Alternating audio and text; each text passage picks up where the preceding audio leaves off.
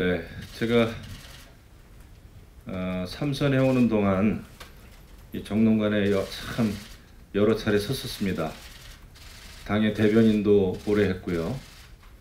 오늘 마지막 기자회견이 되겠습니다. 준비된 원고를 낭독하겠습니다. 경기도 포천 가평 국회의원 김여우입니다. 저는 내년 21대 국회의원 선거에 출마하지 않겠습니다. 저는 정치인으로서 국민과 지역 주민을 위해 그동안 열심히 일해왔다고 생각합니다. 그러나 다른 한편으로는 부끄러운 정치인의 한 사람이었습니다.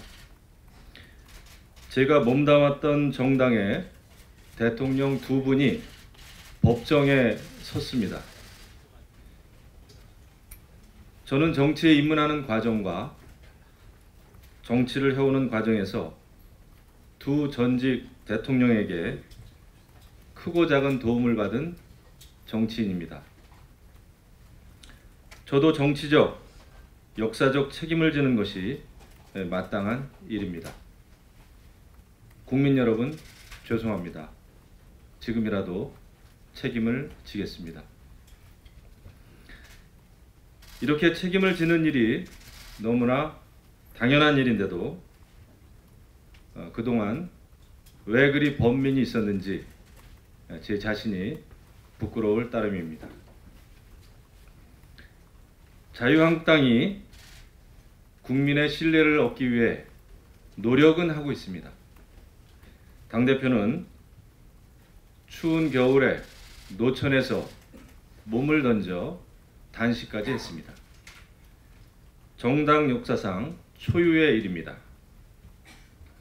위기에서 나라를 구하겠다는 절박함을 국민들께 호소했습니다.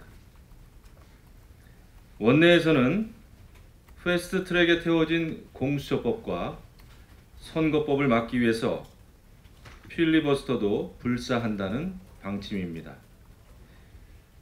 하지만 모두가 공감하듯이 지금 자유한국당의 모습으로는 국민의 마음을 온전히 얻을 수가 없을 것입니다.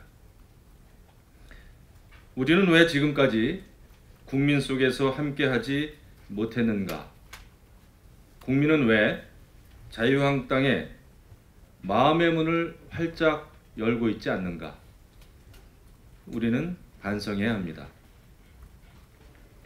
나라가 총체적으로 무너지는 이때에 우리 내부에서 혁신을 바라는 목소리가 제지당하거나 막혀서는 안 될 것입니다. 우리 스스로를 깨부수지 않은 채 단순한 정치 기술과 정치 공학, 상대방에 대한 공격적 언어만으로는 국민과의 간격을 메울 수가 없을 것입니다. 국민과 하나 되고 국민과 소통하지 못하면 포퓰리즘과 선동, 국정농단으로 대한민국을 무너뜨리는 저들을 막아낼 수가 없습니다. 지금 우리 당은 일자리를 얻지 못한 채 절망에 빠져 있는 청년들에게 희망이 되고 있는지 반성해야 합니다. 오히려 잠재력 있고 열심히 살아가는 청년들의 미래를 발목 잡고 있는 건 아닌지 깊이 돌아봐야 합니다.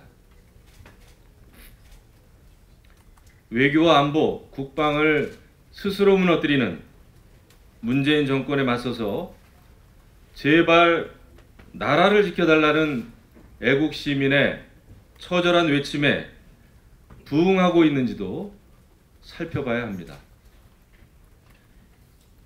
저출산 고령화 위기에 빠진 이 나라의 정치권이 과연 어떤 답을 내놓고 있습니까? 고비용 저효율의 경제 불황에 기업들은 이 나라를 떠나고 있습니다. 정치권은 기업을 위한 정책은커녕 기업인의 목을 터 조르고 있는데 어느 누가 투자를 하고 일자리를 만들겠습니까? 북한의 핵미사일이 고도화되고 탈북자들이 다시 북한으로 강제 소환돼 죽음의 길로 내몰리고 있는데 정치권은 눈과 귀를 닫고 있습니다. 오늘날의 정치는 미래를 준비하지 않은 채 과거만을 붙들고 과거와 싸우고 있습니다. 서로 편을 갈라 끝없이 상대방을 욕하고 있습니다. 자기 진영은 무슨 짓을 해도 옳다고 우깁니다. 온갖 특혜와 편법을 저질러도 있는 법을 활용했다며 궁색한 변명을 늘어놓고 있습니다. 정치의 협치의 정신이 사라진 지 이미 오래입니다. 상대편은 대화의 대상이 아니라 고소와 고발, 척결의 대상으로 여겨지고 있습니다. 이런 후진 정치가 국민들의 정치 불신만 키워가고 있습니다. 이제 이런 정치를 끝내야 합니다. 우리는 대한민국의 미래를 준비하는 그런 정치를 시작해야 합니다. 이를 위해서는 제왕적 대통령제도 문을 닫아야 합니다. 정당도 자당의 의석수를 몇 석 더 얻어보겠다고 선거제도를 이리 고치고 저리 고치는 꼼수의 유혹에서 벗어나야 합니다. 역사는 발전하고 있습니다. 증기기관의 1차 산업혁명은 3차 산업혁명을 지나 빅데이터와 인공지능의 4차 산업혁명으로 진화하고 있습니다. 산업도 교체되고 사회도 진화하는데 왜 정치권만 구태의 늪에 빠진 채 진화의 물결을 거부하는 것입니까? 지금의 자유한국당은 너무나 작은 그릇입니다. 우리끼리는 단단할지 모르지만 국민의 마음을 온전히 담기에는 너무나 작고 부족합니다. 청년이 자랑스러워하는 대한민국, 더 큰 대한민국을 위해서는 우리 스스로를 깨부수고 큰 그릇을 만드는 용기가 필요합니다. 결단해야 합니다. 이것은 선택이 아닙니다. 필수입니다. 새술은 새 부대에 담아야 합니다. 새술과 새 부대를 위해 저의 자리를 비우겠습니다. 어떠한 당직이나 원내 선출직에 출마하는 일은 없을 것입니다. 지도부도 나서줘야 합니다. 당 대표께서 말한 것처럼 모든 것을 내려놓아야 합니다. 20대 총선 막장 공천으로 당을 분열시키는데 책임이 있는 정치인, 최고 권력자의 눈과 귀를 가리고 호가호위했던 정치인, 거친 언어로 정치의 품격을 떨어뜨리면서 당을 어렵게 만든 정치인도 이제는 다 같이 물러나야 합니다. 이것은 특별한 정치개혁도 아니고 헌신도 아닙니다. 상식의 문제요, 양심의 문제요, 합리성의 문제입니다. 이제 우리 정치는 맹목적 이념이나 패거리 정치, 그런 정치가 아니라 상식과 양심과 합리성이 기준이 되어야 합니다. 자유한국당은 더 이상 판사와 검사, 장차관과 장군 등 이른바 사회적으로 성공한 특권층만으로 채워진 그런 웰빙 정당이라는 이미지에서 벗어나야 합니다. 어려운 환경 속에서도 성실하게 노력해 각 분야에서 일가를 이룬 국민 영웅이 필요합니다.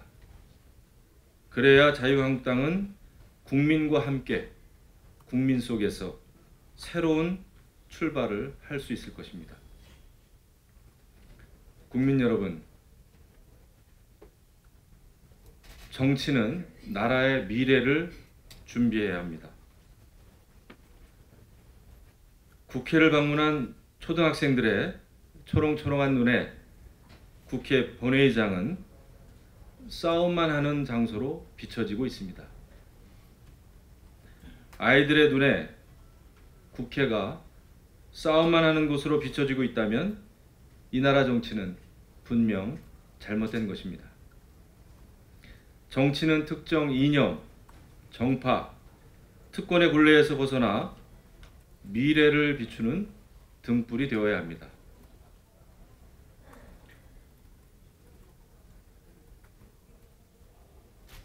가난하지만